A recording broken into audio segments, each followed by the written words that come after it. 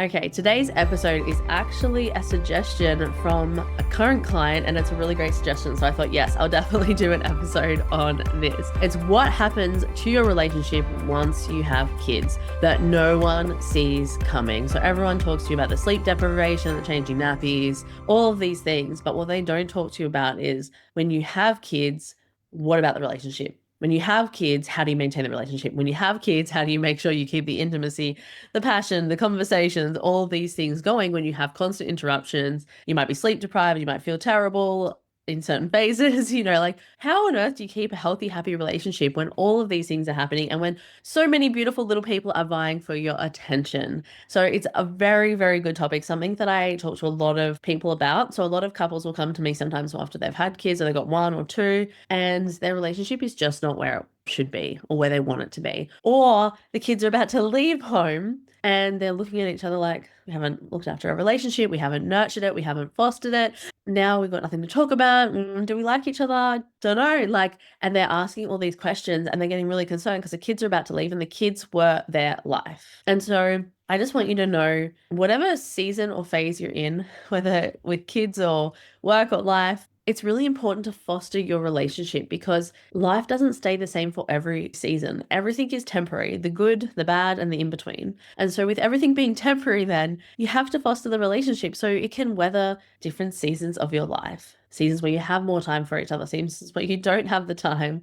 All of these different seasons are equally as important and they just look different. So, here are the 10 things that nobody warns you about when you become a parent. You're married or you're just in a relationship and you're like, I don't even know how to keep this thing going right now. Or we're getting cranky with each other, we're getting cross with each other. How do we even stay on track? So, number one, you get touch overload versus touch starvation. And what I mean by this is one of you is touched out. One of you is maybe feeding, breastfeeding or cuddling newborns or toddlers or even older kids. My older kids still require lots of cuddles and they like to sometimes use you as a jungle gym, especially when they're toddlers. And so you're completely touched out. You're picking up kids all day. You're hugging kids. You're looking after them. You're nurturing them and you're maxed. Whereas the other person feels completely touch starved. You're not having as much intimacy as before. You're not showing as much affection because your hands are full and all of these different things. And the affection and intimacy just starts to drop off. And so one of you is like, where is the affection? Where is the intimacy? I miss it. I want it. And I do not feel like a priority. It's usually the case. And the other's like, oh my gosh, I just need to sit here, have some time on my own, not be touched, just be on my own for a minute because I have been looking after and nurturing little people all day. Or even if it's just after work, that can be enough too, because, you're at work doing the things and then you come home and little people are all over you in the nicest kind of way. And so that's something that no one really warns you about. That's so important to navigate. Now, after I go through the 10 things, I'm going to go through what you can do about them as well. So stick with me here for a moment. So number 2, the mental load becomes a silent battlefield. So something no one thinks about before you have kids, who's organizing their sleep schedule? Who's getting cream for their bottom? Who's getting nappies? Who's getting birthday gifts? And one partner in the relationship often builds resentment. It's like, oh my gosh, I hold all the doctor's appointments. I hold all of this stuff for the kids. I do all the presents. I do all the parties. I do all of these 100 million tiny little moving parts I'm responsible for. And it grows resentment. And so most couples have no idea this is coming and never talk about it. And so if you're having kids or you've got a child, these are important things to address, and we'll go through how to do that in a moment. So conversations become logistical only. Oh my gosh, I see this all of the time. People can't even give compliments to each other that don't involve being mum, dad, or logistics. You know what that does to your sex life? Not good things. Or your affection or your emotional connection? Not good things. So you need to have conversations beyond that. So you start sounding kind of like co-managers, kind of like roommates, where you're running this almost like the business, which is the house or the family, and it's all logistics. It's all boring. And I'm not saying logistics are very important. You need to have those conversations, but let's be real. It has to go beyond that for a romantic relationship. But to be honest, it becomes boring, mundane, frustrating stuff. Number 4, time together drops, but guilt really increases. So you both want alone time, but you kind of feel guilty asking for it because, each other works so hard. And so no one really gets what they need in the end. And it's kind of that vicious circle where you need the time, you want the time to fill your own cup up, you feel guilty about it, so you don't really say anything, and then you just don't have it. And then it's just kind of that circle, that negative circle that we can get into. Number 5, you grieve your old life, but you don't talk about it at all. So It's normal. Your life dramatically shifts when you become a parent, for sure. And you miss freedom, spontaneity, sleep. But often couples kind of just bury that deep inside. And I think if we were more honest about it, it would actually build a deeper connection between both of you. And I don't mean this in a bad way, as in you can still love your current life, absolutely love it, and still miss elements of the previous. So I think that's important to know. Number 6 is sex becomes complicated. So there's sleep deprivation, body changes, identity shifts, and all these things can feel really scary and confusing, especially when you put them all together. Sleep deprivation and nappies alone. And so it's really important to be aware that it's not what it was before kids. Let's be real. I'm not saying it can't be amazing. I'm going to get to that, but it's different. Things are different for sure. And I think a lot of couples are just like, oh, thought I'd just be all the same afterwards. And they're kind of like thrown for a six when they figure this one out. 7, identity shifts hit unevenly. So one partner might actually feel lost in life or relationship, and the other might be laser focused. So it can feel like you're both in totally different phases, or like, let's be honest, one person's life hasn't changed much and the other person's life has changed dramatically. And so that can be really hard to navigate because you're looking at the other person like, well, everything's kind of the same for you. And the other person's like, it's so different for me over here. And those identity shifts, when they hit so unevenly in a relationship, can be very hard to navigate through. Number 8 is you think the other person has it easier.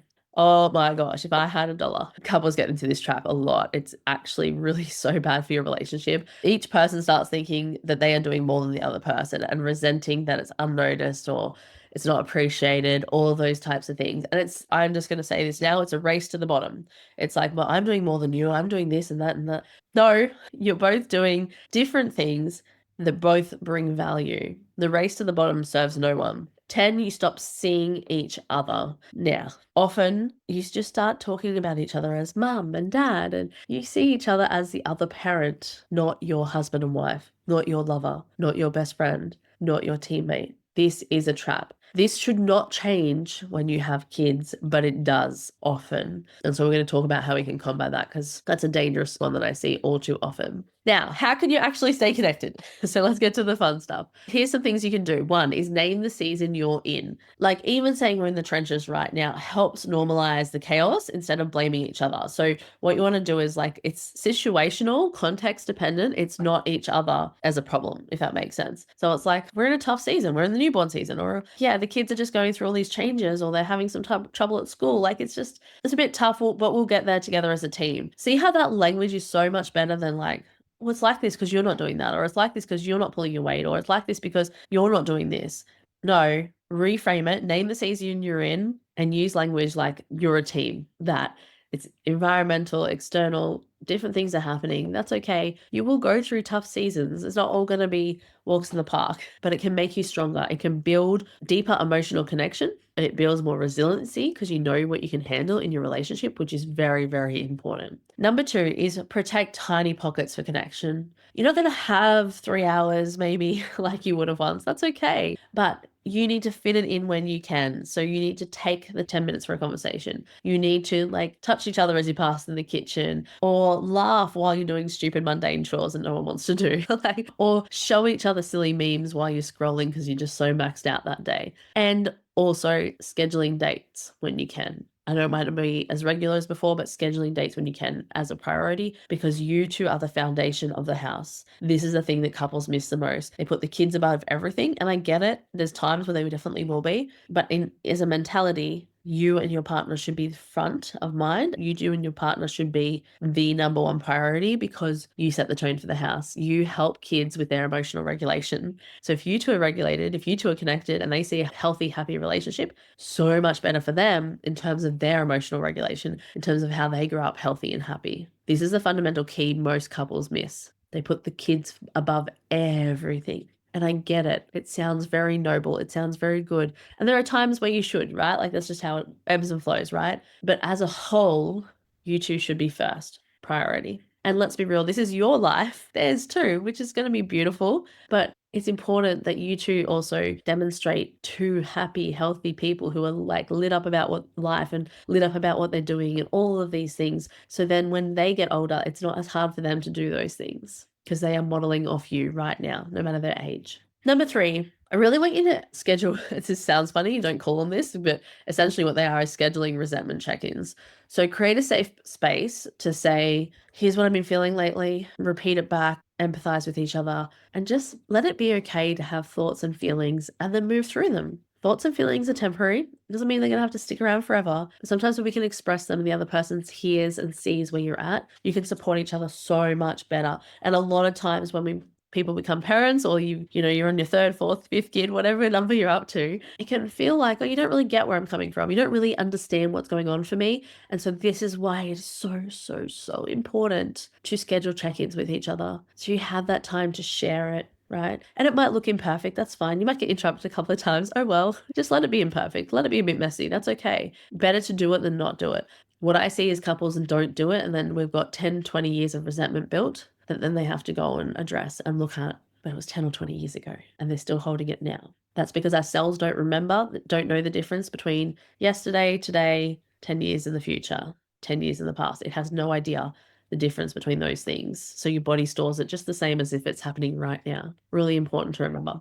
4, reclaim your couple identity. No, you're not just parents. Use sexy names for each other. Please don't call each other mum and dad 24/7. Have inside jokes, revisit who you were. You're still those people, even with responsibilities, even with kids. You're still fun. You are still joking. Like sometimes when I notice when people have kids or they've had their 4th kid or wherever they're at, 5th kid, 6th kid, they are all of a sudden just Mr. and Mrs. responsibility, which means they don't have any room in their life for laughter, for fun, for play, for silliness, for deviating from the schedule. Now, I'm a big advocate for schedules with kids. However, I was right to deviate, to have the fun, to stay out late one night. Yes, it might cost you the next day a bit, but to still have the built-in fun within the structure. And it can happen. I promise you it can happen.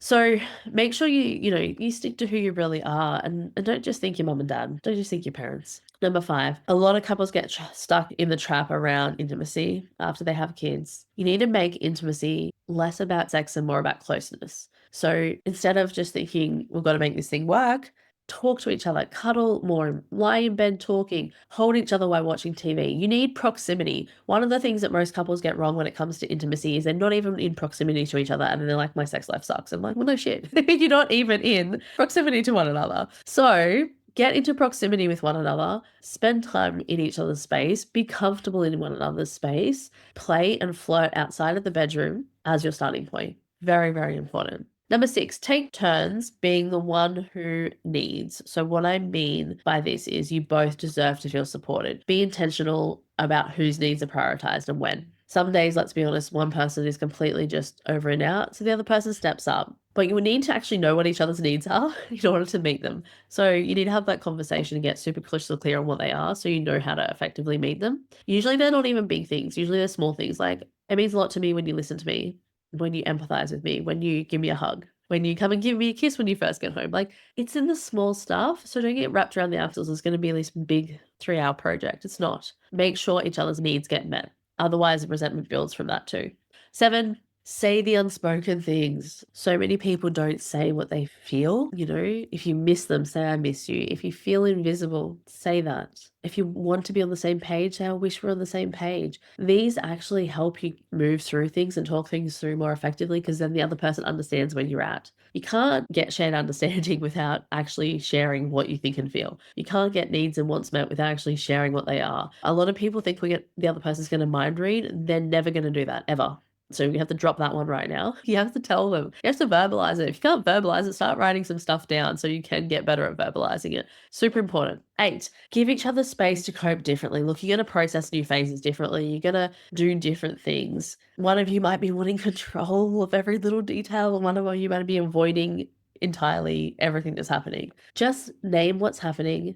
Don't judge it and let it go. Okay. Sure, there is deeper stuff we can talk about around that if you need help to process and cope differently and understand each other, because that one's a big topic. Number 9, here's a really important one. Celebrate the wins, not the perfect. Nothing is going to be perfect, especially with kids. Just really simple stuff like, yes, we made it through bedtime without losing our minds or yelling. Or how good is it? We're doing these terrible chores together and we laughed. Or we survived today. Today wasn't great, but we got through it. Everyone's safe and healthy and we got through it. Celebrate the wins. Celebrate even in the mess. Celebrate even in the imperfect because this season won't last. It's always very temporary. It's always so quick. And I know everyone says it. It's not just a cliche, it's true. But what it lasts longer than the tough phases with kids is your relationship. So it's really important to do these things and nurture them and understand it. Number 10, remember it's hard because it's meaningful. Raising kids is not easy. Having a healthy, happy relationship isn't necessarily easy. But just because things are hard and struggling doesn't mean you're broken,